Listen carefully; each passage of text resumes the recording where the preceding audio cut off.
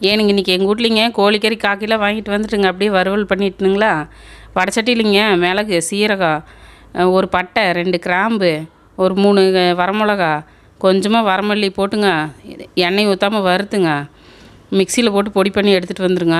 மறுபடியும் வடச்சட்டியில் எண்ணெய் ஊற்றிட்டுங்க 2 கிராம்பு, பட்டை, ஏலக்காய் போட்டு கொஞ்சமாக சோம்பு போட்டுங்க பல்லரி வெங்காயத்தை பொடி பொடியாக வெட்டி போட்டு கருவேப்பிலை தலை போட்டு நல்லா வணக்கிடுங்க.